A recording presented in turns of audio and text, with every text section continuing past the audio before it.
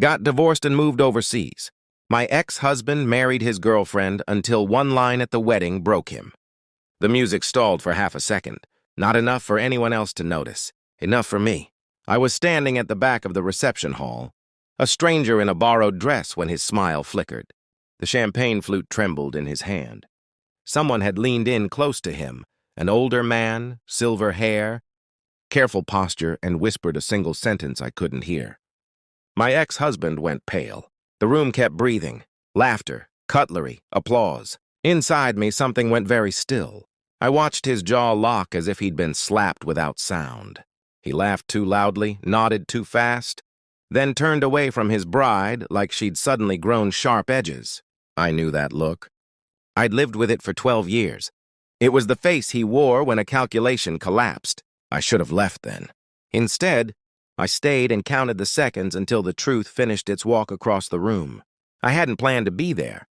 I'd moved overseas after the divorce, clean, legal, silent. New city, new passport stamps. Distance does wonders for clarity. It strips people of their myths. From far away, patterns become obvious. His calls stopped. His messages dried up.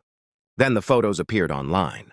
A new woman, my replacement, arranged with indecent speed. They married 6 months after our papers were signed. He told everyone I'd abandoned him, that I'd fled with our money, that he'd been forced to rebuild from nothing.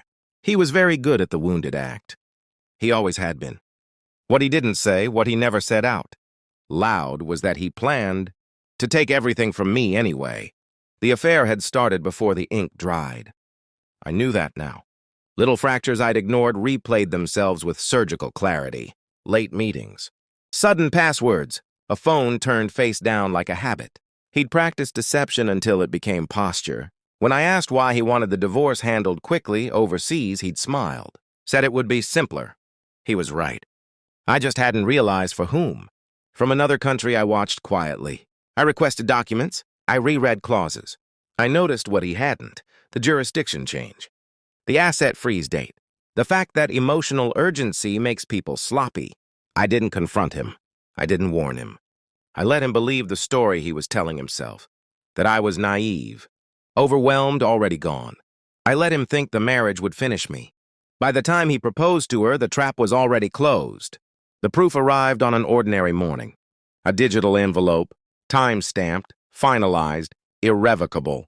I read it once. Then again. Not because I doubted it, but because I wanted to feel how cold certainty could be. When I flew back for the wedding, I wasn't invited. That made it easier. No expectations. No performance. I wasn't there to confront him. I was there to witness the moment he learned the truth without me saying a word. The guest who spoke to him was a family friend, a lawyer, someone who still believed in courtesy. Congratulations, he'd said, later I learned. It's rare to see someone celebrate a marriage that legally can't touch a single asset. That was it. One line. My ex-husband unraveled in increments. First the color drained, then the sweat. Then the questions, too many, too fast, whispered urgently into the wrong ears. His bride laughed, confused. The cake was cut. Photos were taken. He barely tasted the food.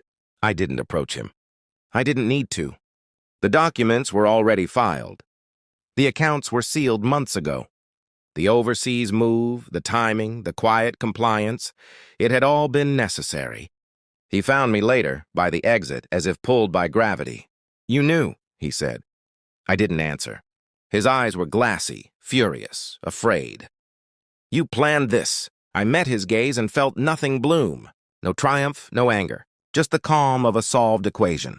I planned my life, I said. One sentence, clean. Behind him, his wife called his name. He flinched. I walked past him and felt the finality land, not as relief, but as detachment. The kind that doesn't ask permission. Back overseas, the noise faded quickly. There were messages, accusations, a story he tried to rewrite one last time. It didn't matter.